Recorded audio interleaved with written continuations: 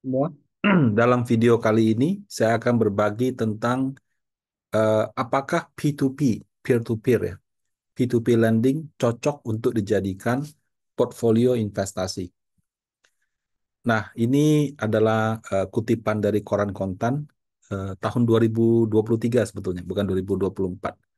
Waktu itu saya lupa di bulan berapa, mungkin sekitar April atau Mei atau mungkin Juni, ada di apa di Kontan muncul berita sebagai berikut.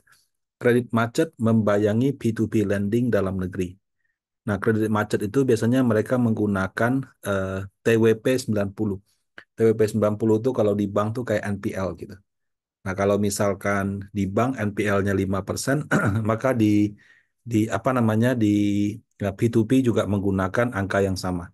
Nah, ketika kredit macetnya di atas 5%, itu biasanya menjadi sinyal bahwa suatu bank itu bermasalah atau suatu P2P itu bermasalah. Nah, karena ada peningkatan terhadap persentase TWP 90 inilah yang menjadi dasar Kontan membuat berita ini. Nah, kalau sekarang dari sudut pandang kita sebagai investor retail, investor perorangan, apakah P2P lending ini cocok untuk jadi salah satu portfolio investasi? Nah, saya akan berpikir dari perspektif sebagai orang yang bekerja di perusahaan jasa keuangan gitu ya. Sekali lagi, pembahasan dalam artikel kali ini bukan rekomendasi untuk buy, sell, atau hold instrumen tertentu. Nah, dari perspektif sebagai fund manager, kalau misalnya fund manager diperbolehkan membeli P2P lending, nggak boleh ya aturan yang sekarang ada, itu sama seperti manajer investasi membeli surat utang. Nah, kalau di dalam reksadana ada dua macam surat utang, obligasi atau sukuk, yang secara bahasa hukum disebut dengan EBUS penawaran umum. Efek bersifat utang dan syariah penawaran umum. Artinya instrumen ini ditawarkan kepada publik dan dimiliki oleh lebih dari 50 pihak. Ada lagi disebut dengan EBUS non penawaran umum. EBUS non penawaran umum ini kalau bahasa marketnya MTN, medium term notes gitu. Nah, kalau secara uh, definisi, ini ditawarkan hanya ke sekelompok investor profesional dan jumlah para pihak investor profesional itu tidak boleh lebih dari 40, tidak boleh lebih dari 50. Jadi maksimal hanya 49 pihak. Nah, syarat ketentuan bagi reksadana kalau mau beli EBUS penawaran umum obligasi atau EBUS non penawaran umum MTN itu berbeda. Nah, kalau yang terkait gitu ya. Misalnya reksadana pendapatan tetap. Kalau dia mau beli obligasi, tidak ada kewajiban harus investment grade. Tapi kalau dia beli MTN atau non penawaran umum tadi, minimal sangat tinggi loh, AA minus. Kalau rating paling tinggi itu triple A. Habis triple A minus, double A plus, double A minus. Jadi dia itu dari tertinggi jaraknya 5. Obligasi-obligasi yang umumnya ada, yang populasinya paling besar, itu ngeratingnya single A. Jadi kalau dari AA minus ke single A itu AA minus, A plus, A, A minus gitu. Nah, jadi dia satu tingkat di atas A plus. Nah, jadi kalau reksadana fixed income, dia beli obligasi. Ya, kalaupun misalnya dia beli obligasi, tadinya ratingnya single A, karena satu dan lain hal, manajemen yang kurang baik, bisnis yang berubah, turun jadi misalnya triple B, atau bahkan jadi ada apa potensi gagal bayar CCC gitu ya. Itu nggak apa-apa, nggak melanggar aturan. Tapi kalau dia beli MTN harus double A minus.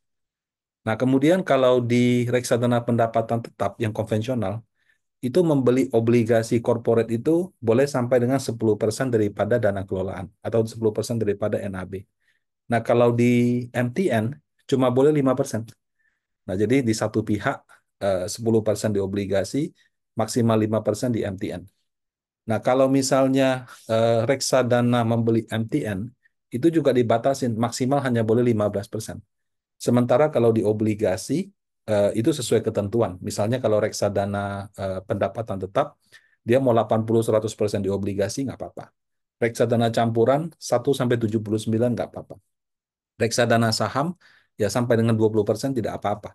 Tapi ketiga reksadana ini kalau beli MTN, totalnya cuma boleh maksimal 15%. Jadi MTN itu memang dibatasi. Ya. Nah, khusus untuk reksadana terproteksi, memang itu ada peraturan khusus. Kalau dia beli obligasi, harus investment grade. Dan satu pihak boleh 100%. Tapi eh, khusus juga untuk terproteksi dan tambahan pasar uang, itu dilarang untuk membeli MTN. Nah, waktu itu saya pernah ikut rapat waktu itu bersama regulator. Ditanyakan dong, kenapa ya MTN nggak boleh ya gitu. Gini Pak, kalau terproteksi itu kan reksadana tawarkan ke publik. Pembelinya pasti di atas 50. Sementara MTN itu kan ditawarkan ke investor profesional. Nah, kalau misalkan terproteksi beli MTN dan dia beli sampai 100%, itu kan sama saja MTN yang tadinya ditawarkan ke hanya untuk profesional, begitu disambung dengan terproteksi, jadi publik juga gitu. Nah, jadi dikhawatirkan investor yang membeli terproteksi tersebut tidak mengerti resiko daripada MTN. Make sense gitu ya. Nah, kalau gitu kenapa pasar uang nggak boleh gitu? Nah, kalau pasar uang waktu itu pertimbangan regulator itu reksadana ini reksadana entry level. Orang-orang kalau beli reksadana pertama kali nyobanya dari situ dulu. Nah, karena nyobanya dari situ, untuk itu mereka tidak mau resiko MTN yang dianggap lebih besar itu ditanggung oleh para investor yang entry level. Gitu. Nah, itulah asal muasal kenapa proteksi dan pasar uang nggak boleh beli. Nah, jadi kalau kita lihat sebetulnya reksadana itu kalau mau beli obligasi sama mau beli MTN, aturan MTN itu jauh lebih ketat dibandingkan dengan obligasi.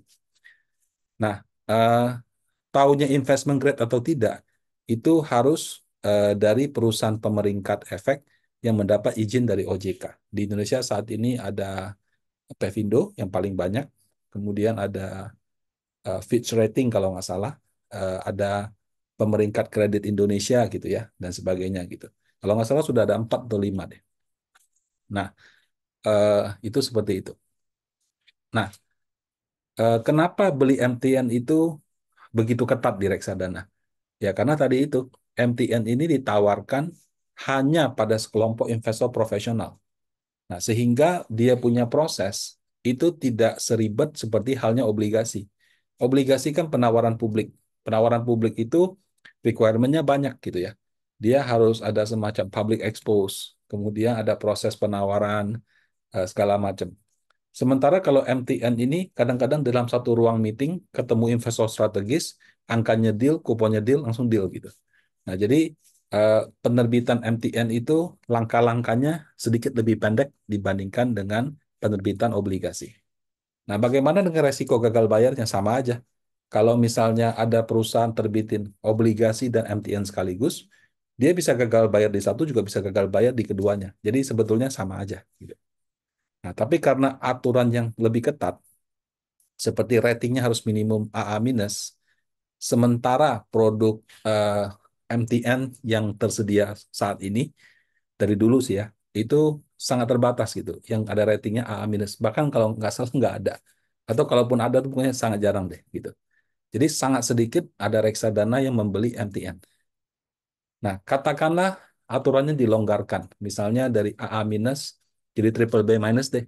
Jadi AA minus, A plus, A, A minus, BBB plus, BBB, BBB minus. Jadi diperbanyak. Nah, saat ini saya nggak punya data pastinya, tapi kira-kira mungkin lebih dari 60% itu obligasi korporasi ratingnya di sekitaran A gitu. Nah, apakah kalau ratingnya diturunkan jadi triple B minus, MI-nya lebih berminat? Menurut saya pribadi rasanya juga enggak gitu. Nah, kenapa? Prinsipnya Bapak Ibu ya, kalau kita beli surat utang, itu kita minjemin uang ke orang lain.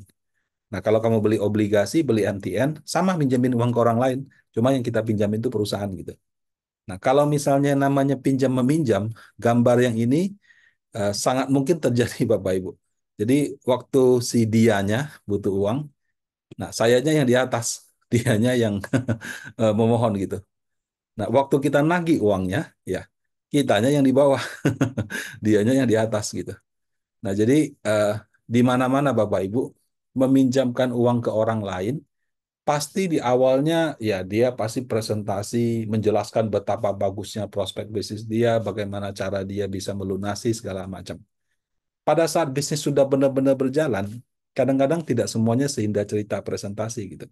Ya, kadang-kadang dia memang sudah kerja sesuai dengan itu, tapi eh, kondisi ekonomi berkehendak lain, alam berkehendak lain, terjadi bencana atau apa, bisa gagal. Ya, bisa juga ya, mohon maaf gitu ya, perusahaan-perusahaan di Indonesia itu juga tidak semua good corporate governance-nya bagus. Jadi begitu dapat uang, baru bayar berapa kali hilang gitu. Nah, itu tidak hanya terjadi di level perorangan, di level perusahaan ini juga dalam sejarah pasar modal Indonesia yang model kayak gitu tuh ada. Ya, jadi memang harus lebih berhati-hati. Nah, ketika perusahaan meminjam dalam bentuk obligasi, tadi kan dilonggarkan, oke apa tidak? Nah, kemudian kalau kita bikin satu perbandingan kecil, mendingan obligasi itu mendingan MTN. Nah, sudut pandangnya begini, obligasi itu kan ditawarkan melalui penawaran umum, pembelinya banyak. Nah, karena pembelinya banyak, itu bisa macam-macam orang, mulai dari perorangan, yang tentu high net worth ya. Kemudian institusi, institusi itu bisa seperti reksadana, perbankan, asuransi. Pada beberapa kasus saya juga sering ketemu itu si siapa perusahaannya waktu terbitin obligasi, vendor-vendor sama kliennya ditawarin mau beli nggak gitu ya. Bahkan saya pernah ambil kredit mobil. Nah, pas perusahaan multifinance-nya mau terbitin obligasi, ditawarin juga gitu sama dia, mau beli apa enggak gitu. Nah, jadi eh, kalau perusahaan meminjam dalam bentuk obligasi, yang minjamin itu banyak dan dari segala kalangan. Nah, kalau MTN tadi saya bilang di satu ruang meeting 20 orang kaya, masing-masing bisa 20 sampai 50 miliar dan gitu. Eh, dan karena dealnya itu ruangan terbatas, prosesnya lebih cepat sama kadang-kadang kupon yang ditawarkan lebih tinggi. Misalnya kalau obligasi kan saya butuh effort. Saya butuh minta tolong sekuritas, lakukan apa namanya roadshow gitu. Nah, setelah saya roadshow, eh, ya bisa laku, bisa juga enggak. Kemudian supaya roadshow saya berhasil, kan saya mesti kasih komisi juga kepada selling agentnya. Nah, jadi eh, effortnya ada gitu. Nah, kalau MTN enggak kumpulin 20 investor, ya sudah, kamu mau berapa, berapa, berapa. Saya kan cut cost. Saya nggak perlu pakai selling agent, nggak perlu apa. Jadi nggak ada effort juga keliling-keliling jelaskan.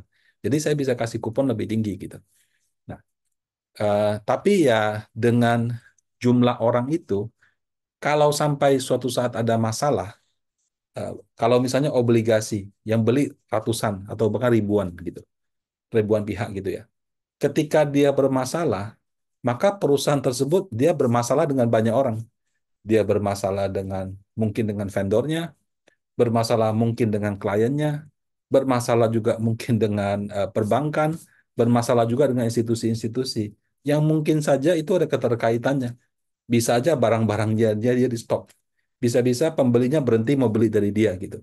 Nah, sehingga upaya untuk menjaga nama baiknya menurut saya akan lebih kuat dibandingkan MTN yang cuma sekelompok orang aja. Karena kalau sekelompok orang kan mungkin negosiasinya lebih gampang. Tapi ibaratnya kalau saya gagal ya cuma sekelompok orang itu. Nah, karena orang itu saya kasih kupon lebih tinggi daripada obligasi, ya kadang-kadang mereka mungkin manut gitu. Tapi kalau secara damage control ya, kalau orang-orang seperti itu kan yang sudah high level, mungkin tidak seperti investor-investor kecil yang kalau misalnya merasa dirugikan, teriak-teriak di sosmed, banting-banting meja. Mungkin tidak seperti itu. Ya. Nah, mungkin mereka pakai jalur yang lain, tapi dari sisi damage controlnya lebih gampang, karena cuma sekelompok orang. Sementara kalau di obligasi lebih banyak. Jadi eh, kalau bisa saya bayar, karena kalau sampai saya nggak bayar, damage controlnya itu sangat sulit gitu. Nah, untuk itu sebagai manajer investasi yang kelola reksadana, menurut saya ya, menurut saya pribadi, obligasi itu akan lebih jadi pilihan dibandingkan dengan MTN. Nah, bagaimana dengan P2P lending gitu? P2P lending itu menurut saya MTN, Bapak Ibu. Kenapa? Karena kita pinjamin ke apa yang beli MTN, yang beli P2P lending kan lebih sedikit. Bahkan one on one kan, satu satu lender, satu lagi yang pendananya gitu. Nah, tapi karena seperti itu resikonya jauh lebih tinggi. Kenapa? Karena uang-uang tersebut yang dipinjamkan itu belum tentu peminjamnya perusahaan, bisa juga perorangan-perorangan gitu. Nah, kalau perusahaan saja nagihnya susah, apalagi perorangan gitu kan. Nah, Kalau dia bilang, oh ini dipinjamkan untuk misalkan apa namanya, misalkan pertanian gitu. Bagaimana kalau gagal panen? Bagaimana kalau ada banjir? Bagaimana kalau ada kemarau berkepanjangan? Jadi resikonya itu lebih sulit gitu, lebih tinggi menurut saya. Nah, tapi karena itulah juga makanya return yang diberikan juga jauh lebih tinggi, bahkan jauh di atas suku bunga LPS dan tidak dijamin gitu. Nah, kalau mengatakan dijamin oleh asuransi, sepertinya dalam kasus-kasus yang ada, sepertinya kalau saya ikutin ya, jaminannya itu nggak gitu jalan gitu. Nah, jadi kalau ditanya lagi, apakah P2P lending cocok untuk menjadi portfolio investasi? Kalau misalkan Anda sudah biasa meminjamkan uang ke pihak lain, Anda memiliki judgment, ya, perspektif atau pandangan yang sangat baik tentang kemampuan orang tersebut untuk membayarnya. Dan ketika Anda meminjamkan, Anda mempelajari dengan seksama, mungkin Anda juga datang, Anda lihat orangnya segala macam, Anda merasa nyaman, bisa manage resikonya, silakan. Tapi kalau misalnya, halo Pak, pinjamin ke teman aja nagihnya susah gitu. Saya nggak nyangka loh. Nah, kalau kalau gitu aja Anda nggak nyangka, berarti saya kategorikan Anda itu awam. Kalau seperti itu, sebaiknya mulai aja dulu dari obligasi negara, kemudian naik kelas, beli reksadana fixed income yang obligasinya dipilih oleh MI.